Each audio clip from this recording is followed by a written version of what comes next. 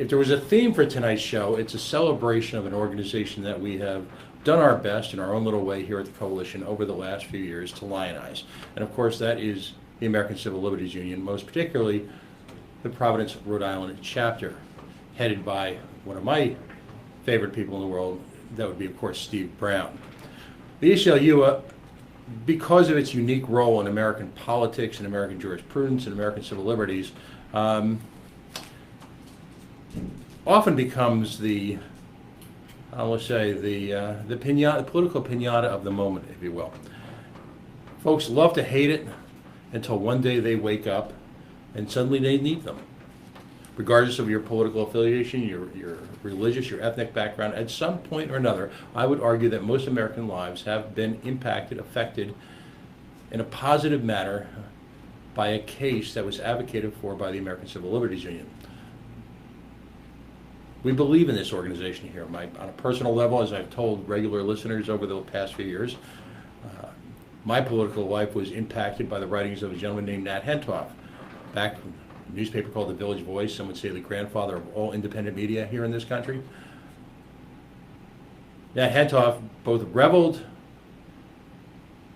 in the notion that at some point in time, he managed to upset everybody. A gentleman like that, through his literature, who could both annoy, bedevil a range of political players from the Catholic Church to the Democratic Party to our friends over the Republican Party, who at this moment, my words, not my guess, I would admonish, as I hear you reaching for your mouse to click onto a different channel, tonight's a wonderful opportunity to embrace the Constitution.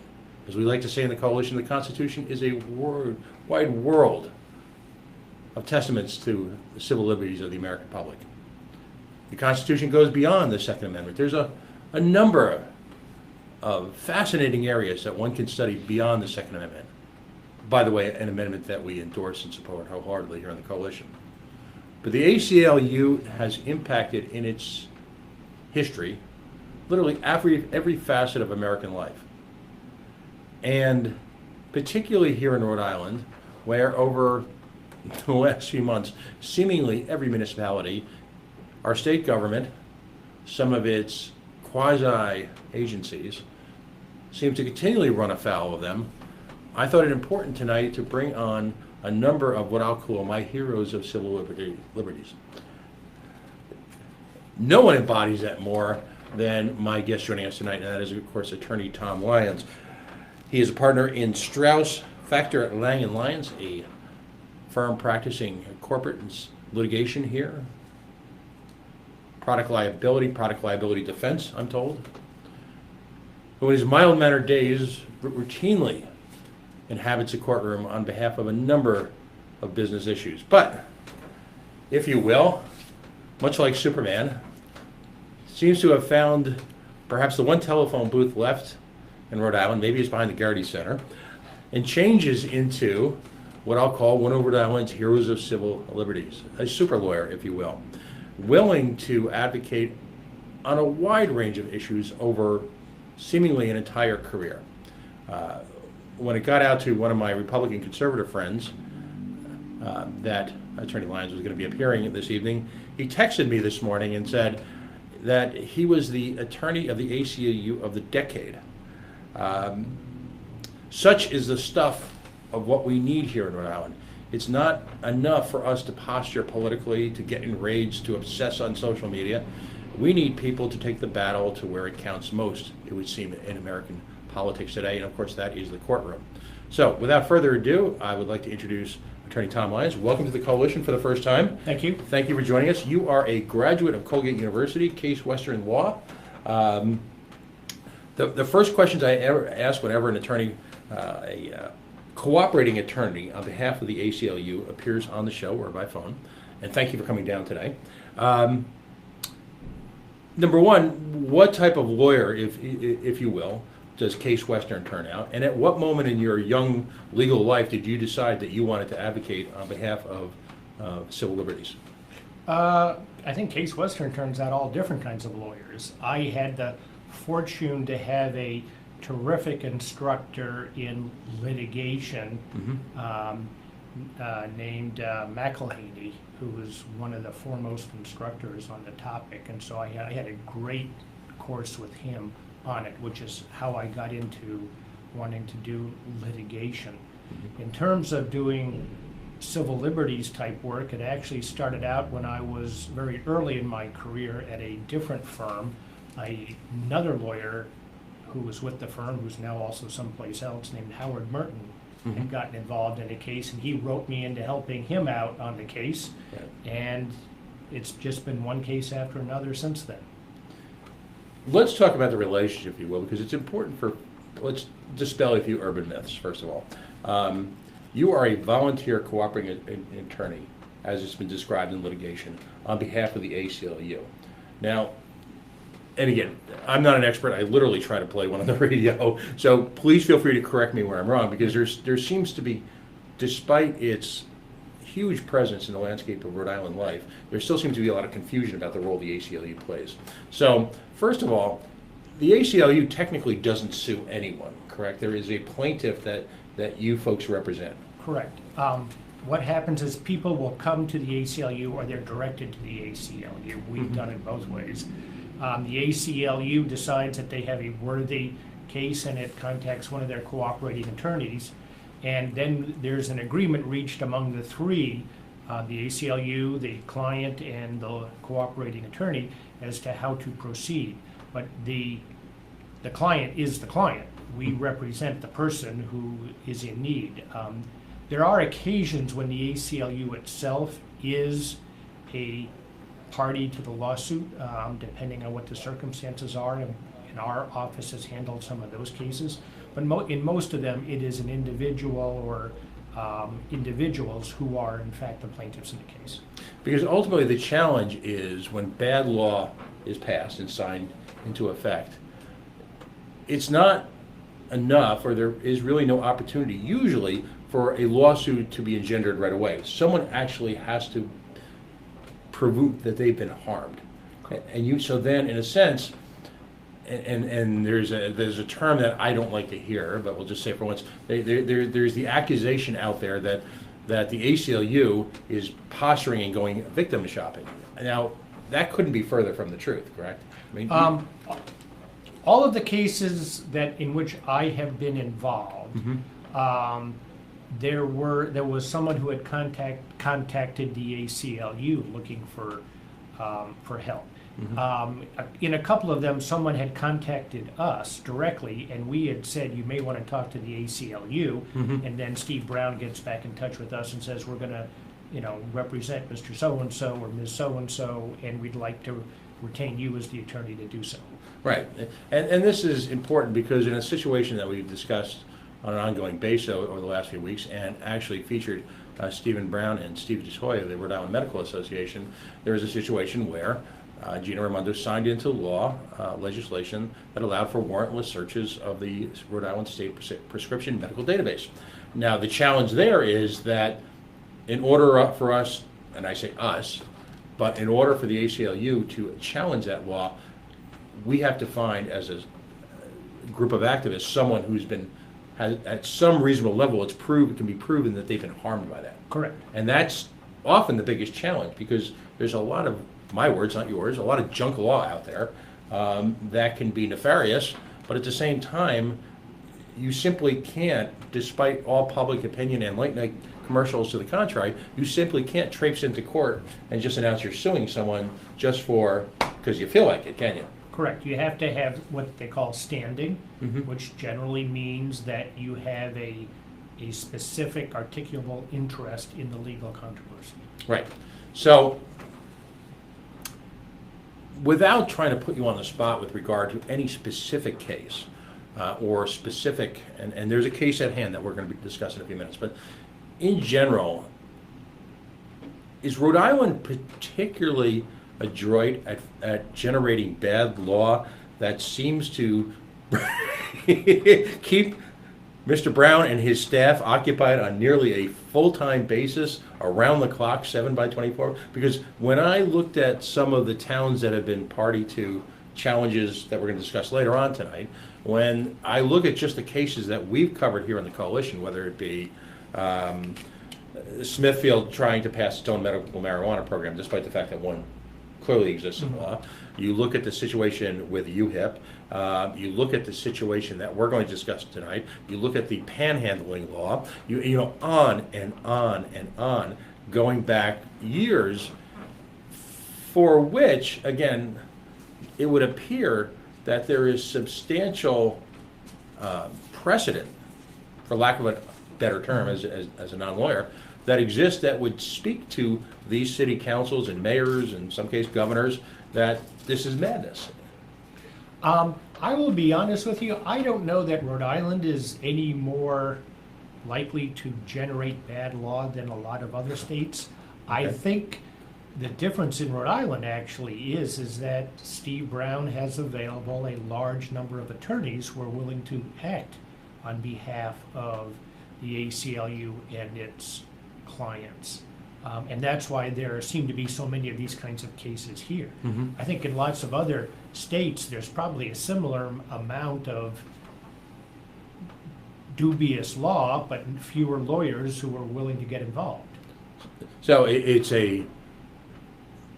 even from my perspective, in my limited exposure to the legal community here, there seems to be a real ethos, a real can-do attitude for lawyers who are willing to dedicate a significant amount of time, despite all the pressures of running a private practice, all the challenges of running a private practice, the expenses of it, a real willingness to just jump right in and fight these. Is that from a long-standing tradition? Is that something recent? I think it has been true for quite a while. I don't know. You'd have to ask Steve. You know, how much it predates my involvement, which at this point probably goes back a good 25 years. But there's a lot of lawyers in Rhode Island who are certainly willing to help out. And I don't know what makes Rhode Island any different from any other jurisdiction. I just am happy that that's the case. Okay. So then, when you win a case, as you've done, and let's, one of the most notorious examples that I don't believe you were involved in, we'll just use this as something that's memorable, that you have the Cranston Prayer Banner. The municipality at that point in time, again, please correct me, ended up reimbursing in terms of the legal fees, it's been said anywhere from $100,000 to $150,000 because of the far-ranging nature of that litigation. What happens to those expenses once they've been awarded? Well, what happens is that the agreements that are in place between the ACLU, the client, and the lawyer provide that the lawyer and the ACLU split the fees.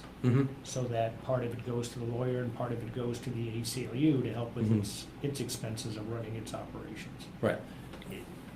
But in no sense does this represent a boon to anyone's business, does it? I wouldn't say so, no. It's folks who haven't worked in a professional firm environment, I don't know if they're cognizant of the overhead that it takes, anything from legal subscriptions to folks who act in a purely research capacity for lawyers to work with, to litigate towards. Also, there are the cases that you might expend a great deal of time on that you might not win, and might not provide little or any rewards to the attorney. We had a case that our office was involved in a few years ago, in which we sued the Rhode Island Family Court over the operation of its truancy court program. We achieved a favorable result in the Superior Court. There was an appeal to the Supreme Court, and the Supreme Court decided that a intervening administrative order entered by the Family Court had mooted our claims, even though they were meritorious. In other words, the Family Court had decided that perhaps it would resolve our complaints about the truancy court system. That was a case in which we technically at least did not prevail, we did not get attorney's fees, but it involved a very, very substantial commitment of time. Right. So you win some, you lose some, but ultimately the motivating factor for a law firm to do this is what? Well, you're still doing good, and actually, we count that case as a win Mhm. because the circumstances that we were complaining about when we filed suit were changed. Right. It was changed voluntarily in that case by the family court, which is why it technically wasn't a win by us. But in any case, even if you don't prevail, you have often done some good either by clarifying the law, or in some cases, you have to some extent helped somebody with their circumstances, even though what you got was not technically a win. Right, and that harkens to this UHIP-related situation where the ACLU has stepped in and begun a legal challenge to state agencies who then, at least the first go-around, gave lip service to be willing to comply. Now the ACLU is back at it again because, my word's not my guess, but shockingly enough, the state of Rhode Island doesn't seem willing to comply with at least the spirit of its original arrangement. Mm-hmm. So it's just not legal, it's just not a pure Perry Mason moment that you're going for. You essentially act as you put up the iceberg for the ship of state to run afoul of should they continue, again, my words, not yours, maintain this madness. You've got situations, and I know this is not a case of yours, I believe, so I'm not looking to. And in a situation, by the way, like this, where an attorney is willing to join us on the air, where he or she are involved in ongoing litigation, I'm looking more towards the underlying legal logic and some of the impacts of the case, as opposed to attempting to try the case on the air. But you've got situations now where what we're about to discuss, and for example, the panhandling ban, where it's been litigated at some level, relitigated, relitigated, despite significant case law out there across the nation. Do you think it's just political expedience that these folks are going after? It baffles me. I don't know the background of the panhandling litigation, so I would be reluctant to comment on it. I would say that in general, it is sometimes my impression, not necessarily in those cases, but perhaps in other cases, that the defendants sometimes prefer that a court order them to do something than that they agree voluntarily, perhaps for political reasons. Okay, fair enough. What brought you into the news cycle for this week was litigation that you've entered into against the town of Bristol. And this is a situation, and again, as I always say, feel free to jump in. There was a tragedy. A young man took his life via the use of a firearm. I don't believe any of that's in contention, a doubt whatsoever. The family has asked to be, and essentially remain anonymous as far as the media goes, and so we obviously respect that right because of the tragedy involved. The town of Bristol, as part of the legal investigation, took the firearm, and I guess it was the entire firearm collection that he had? Yes, he had a number of different firearms, and they seized all of them, not just the one which was involved in the suicide. Right. Now, at this point, my understanding is that the firearms, minus the one involved in the suicide, have been returned. Yes, the young man's parents were appointed the executor of his estate, and subsequently, over a period of time, all of the other firearms, except the one involved, were returned. When the father requested the return of the one, a handgun, he was told that he would have to go to court and get a court order to get that one back. Now, just on a human level, here you have a parent in the worst situation imaginable. Their child takes their own life, and you're being told by the legal authorities that essentially you're going to have to relive this nightmare over and over and over again, simply for the return of property that has got to be just a minefield for them. You know, I mean, for the love of God, in my comments, on a simple level of human decency, now my understanding again, in this, by the way, if you go to coalitionradio.us, in our blogs, you'll see that we've posted both the ACLU statement as well as a link to the court filing. What's their rationale behind this? You mean the town's rationale? Yeah. Well, what they have said, and we've had other somewhat similar cases involving other cities and towns, and to the extent that a rationale has been articulated, it is that they think somehow that getting a court order will protect them in case something bad happens involving the firearm later on. That no one will blame them for having voluntarily relinquished it. There was a court order in effect that required them to do so. And on what legal basis then? And because, there's clearly in any litigation that's this sensitive and this difficult, there's an emotional issue, which typically is what the media and folks obsess over. And then there's the pure legal issue, So under what basis do you claim, as you have in the past, the ACLU and different attorneys have claimed in the past, the right to this property? How are you challenging them? There are several different claims that are being presented in these cases. One is the state has a so-called Firearms Act, which provides very explicit circumstances under which law enforcement can seize and retain weapons. Mm-hmm. And our position is that none of these circumstances fall within those situations set forth in the statute. In addition, we argue that the Second Amendment prohibits the seizure and retention of the firearms without a good cause, which doesn't exist. We argue that the Fourth Amendment, which prohibits unreasonable searches and seizures of property, Mm-hmm.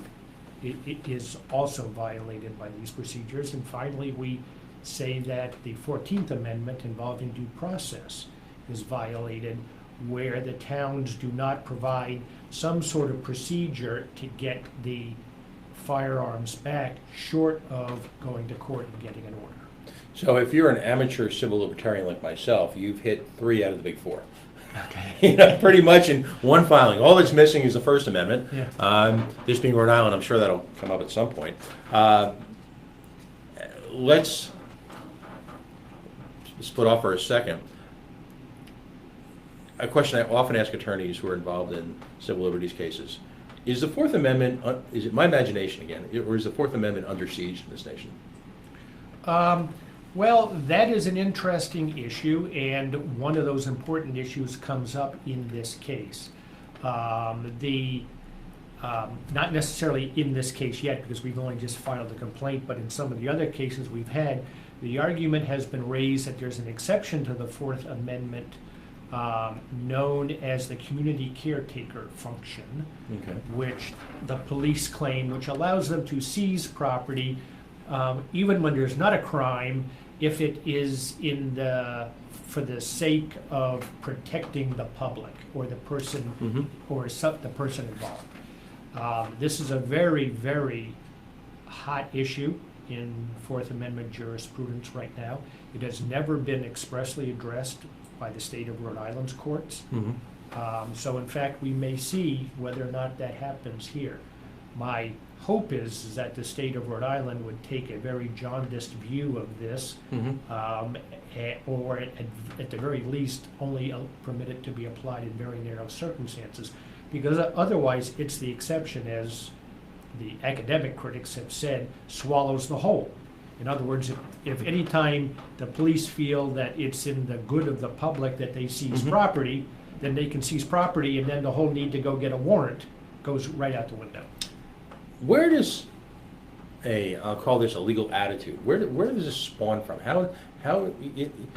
as an amateur, I would define myself as somewhat of a strict constructionist in terms of constitutional law. Now, I know people who actually practice constitutional law look at that as sort of a vague, kind of hobbyist term.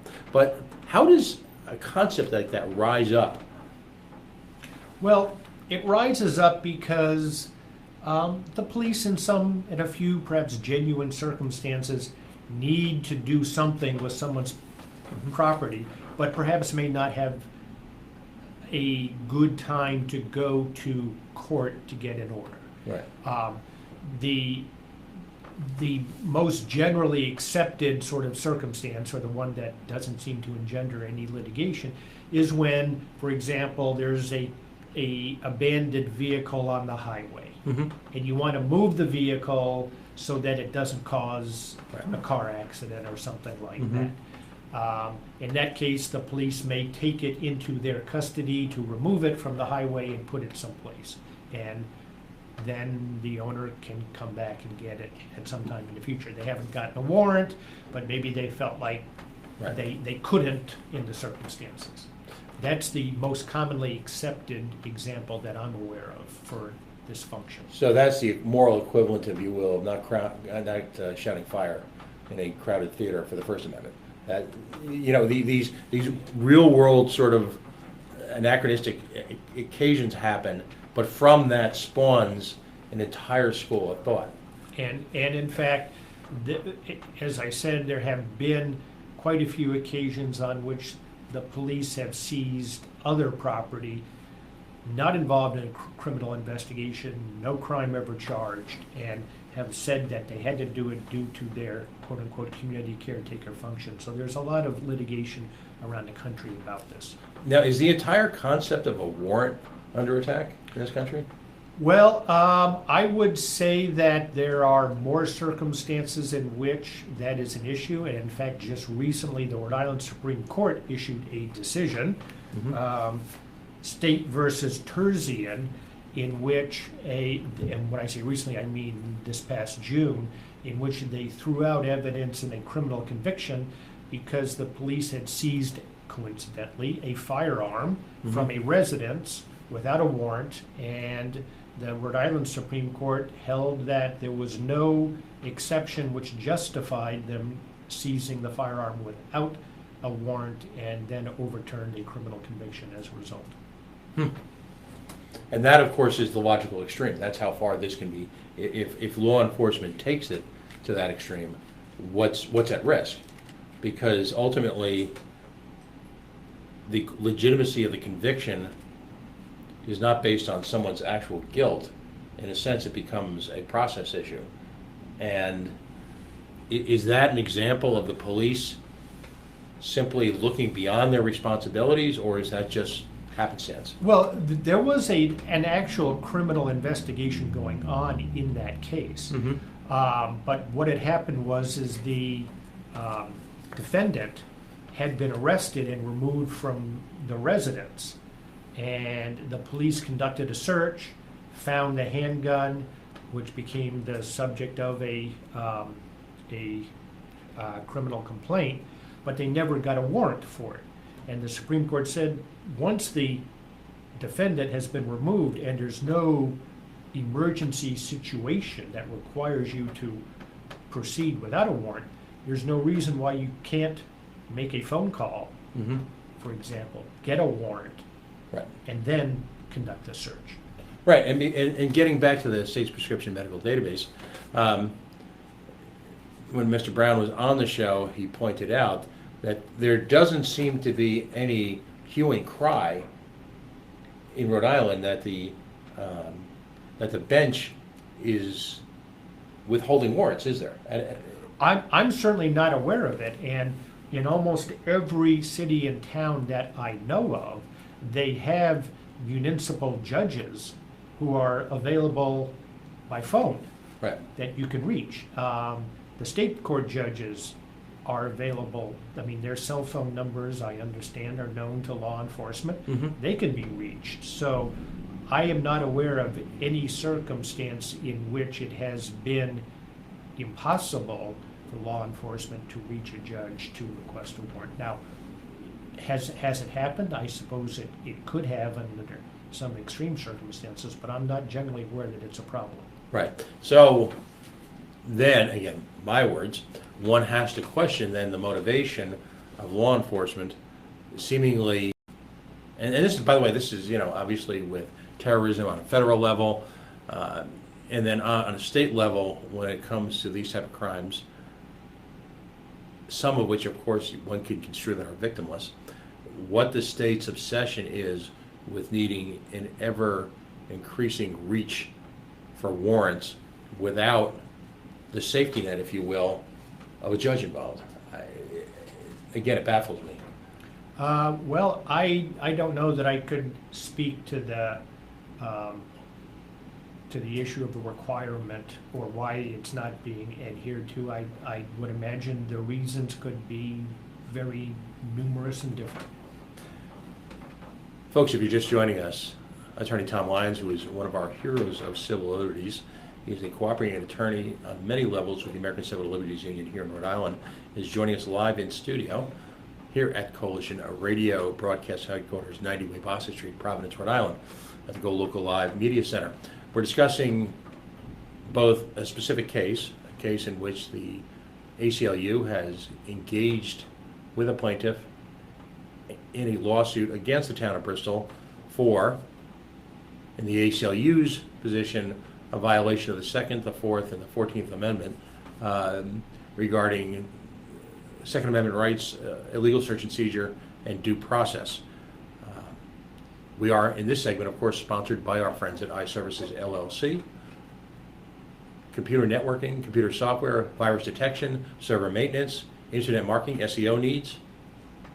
Please support those folks who would sponsor independent media like the Coalition Radio. Again, iServices LLC. Links to them can be found at facebook.com/the Coalition Radio, on the Mighty Mighty Twitter at Coalition_radio, and of course, this broadcast and so many others will be live forever at facebook.com/Coalition Radio, our YouTube homepage, and at coalitionradio.us. The ACLU has a long and storied and complicated relationship with the Second Amendment, doesn't it? Well, it does. My understanding is that different affiliates around the country have different views as to how willing they are to undertake Second Amendment cases. Fortunately, here in Rhode Island, they've been willing to do so in a number of cases. The case in D.C., where some would argue for the first time, a court with high standing argued on behalf of the individual rights to own weapons, more specifically, and I'm referring to the ACLU website, which discusses their relationship with the Second Amendment, as opposed to support of a militia or organization to maintain a stock of weaponry. Has that had a material impact here yet in Rhode Island? Heller, I'm talking about? Well, we had actually had a prior case in which I was involved because the ACLU filed an amicus brief, which had established, at least in part, the right under the Rhode Island Constitution to keep and bear arms. So the Rhode Island Supreme Court had in part anticipated the U.S. Supreme Court's decision in, I think you're referring to the Heller case. Right. However, Heller, to some extent, went beyond even the Rhode Island Supreme Court's decision. So, in part, the Rhode Island Supreme Court was ahead. In part, the U.S. Supreme Court then pushed even farther ahead. Okay. So, getting back to the situation in Bristol, what are the next steps? Because again, I appreciate you coming in studio because we get an opportunity really to educate the public as to the whole process. That this isn't just a media headline, that there's a significant amount of work by you, folks in your firm, and the ACLU in a sense, for lack of a better term, prosecuting this case. What happens now? You felt the need to file, by the way, is this at the federal court level? it is. Okay. And why would it be at the federal court level for our listeners as opposed to the state court level? Well, because there are federal constitutional rights involved. Okay. And what has happened is we have just filed a complaint. The solicitor for the town of Bristol has accepted service of the complaint to be served on the town and the chief of police and so forth. The case, I have some hope that the case may resolve quickly. And I say that in part because two other cases, which did not involve suicide but did involve seizures of weapons that are still pending in the federal court, resulted in a decision in one of them in which Judge McConnell held that the town of North Smithfield had violated a person's constitutional rights by refusing to return his firearms unless he went to court and got an order. I think that decision would probably be controlling here. This case has also been assigned to Judge McConnell. We have forwarded that decision to the attorney for the town of Bristol. And shortly before we went online here, I received an email from him, which leads me to believe there's a possibility the case may be resolved very quickly. You spoke about the earlier case that had ruled in favor of the plaintiff. Our case, and forgive my obsession with this issue, because we talk politics in this show, and we focus a lot on the micro level, at the town council level, the mayoral level, because as intriguing, particularly after this week, as federal politics can be, I would argue that the type of your work you're doing, the ACLU is doing, and sometimes town council are doing, have profoundly more impact on the lives of everyday Rhode Islanders than any of the madness that can happen in any given day in Washington, D.C. When judgments or cases like this come down, in most municipalities, I would imagine, you've got a lawyer who is a part-time position with the town, a municipality, or the city, or the smaller cities, who is an active attorney practicing law. So the town solicitor, I'm sure, is aware of these type of situations. A few weeks ago, we had a gentleman from the Goldwater Institute come on, and he's developed quite a study, and it'd be fascinating reading for someone like yourself about the closeness, if you will, of municipal court judges, when they're appointed and their role in fines and the wall that doesn't seem to exist between the municipal court level and town councils. But in a situation like this, you would have hoped that there would have been communication. Wouldn't that have prevented all of this? Well, I am inferring that there was not an awareness of the prior decision that we had obtained. In terms of what town solicitors do, honestly, they have a huge scope of responsibilities. And for example, I think well of the particular town solicitor who's involved in this case. I think well of a lot of the town solicitors. But there's a whole lot of things that they do. And frankly, the issue of when does the town have to return a firearm that has been seized is probably a microscopic fraction of their of their potential responsibilities even. And in a case like the town of Bristol, I have no idea if it's ever come up before.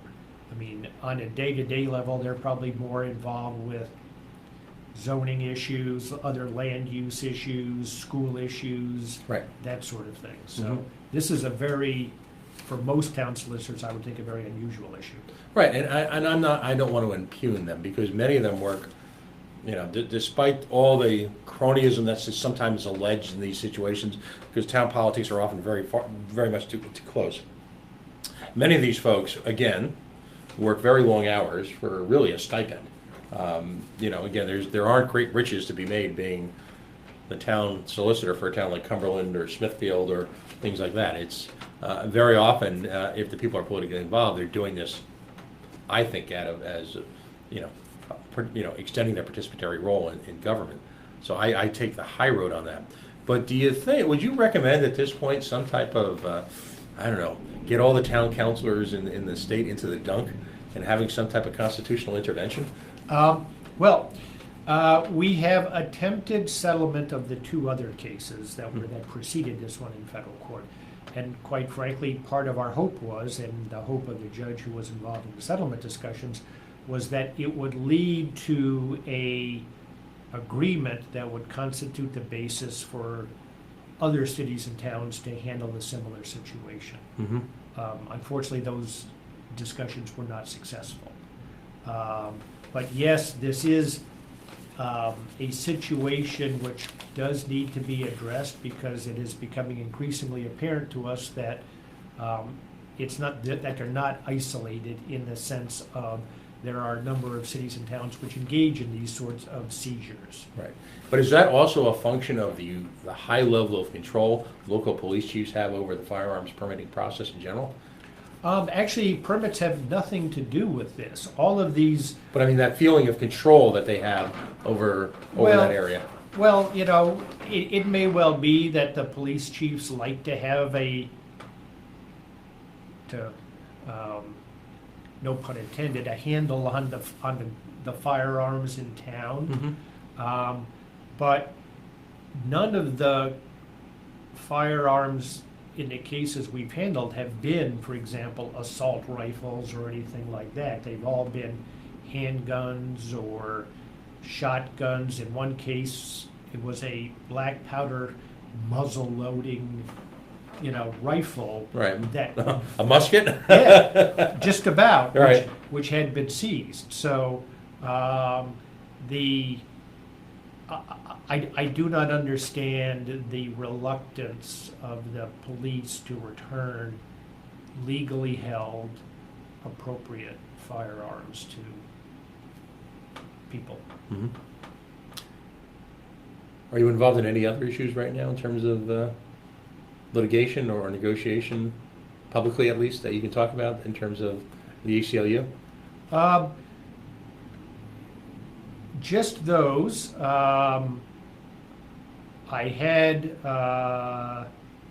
done a number of other ones. I have, for example, I have represented food stamp recipients Mm-hmm. who were challenging the procedures by which their food stamp benefits were taken away. Mm-hmm.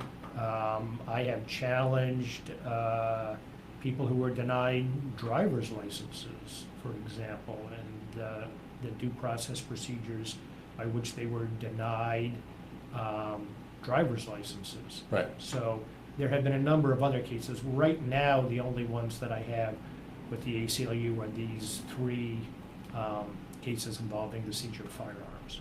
By the way, as an aside, some legal trivia, there's an interesting situation happening in Chicago with regard to Chicago's imposition of a soda tax and how that conflicts directly with federal food stamp regulations.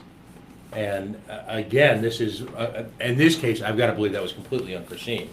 But the entire essence of the legislation is now up for challenge in Chicago, this quote-unquote soda tax. I say that because a representative here in the state had proposed a soda tax.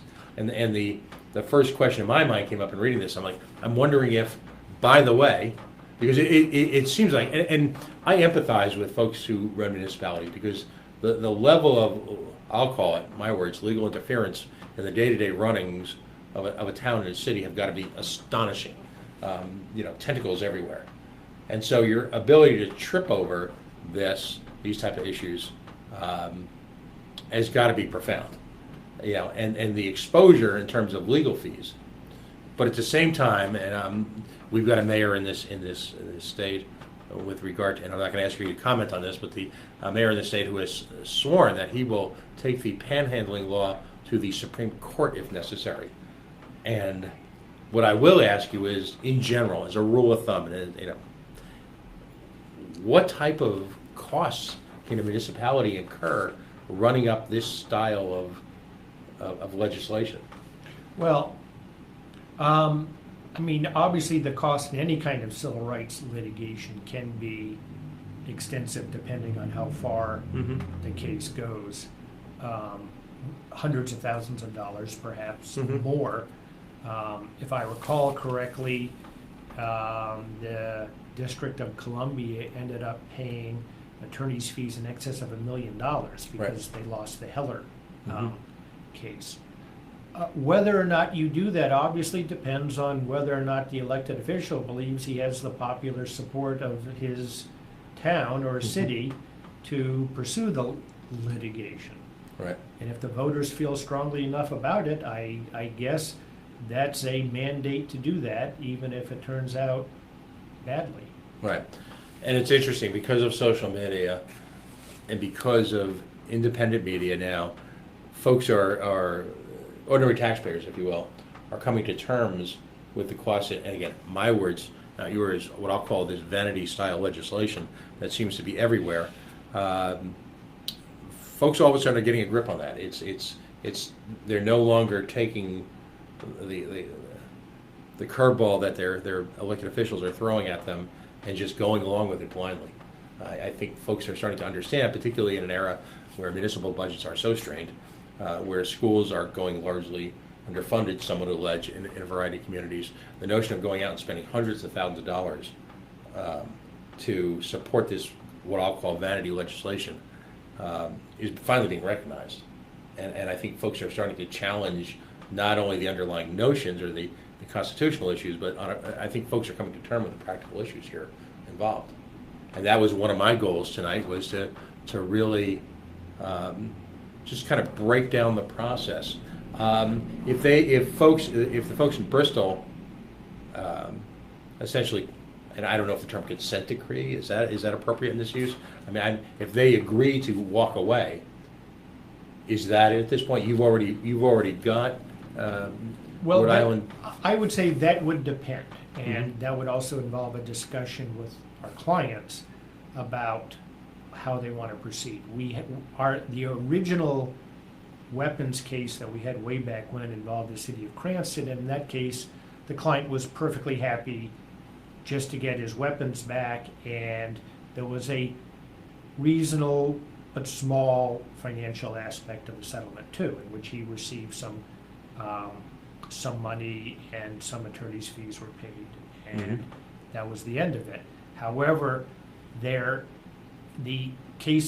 other two cases that we have, which are pending in federal court, the plaintiffs are insistent that not only because they've already gotten their guns back, they got them back, but they want the municipalities to recognize that they have to have some sort of process in place to handle these situations going forward, because they don't want somebody else, the next person, to have to fight this fight all over again.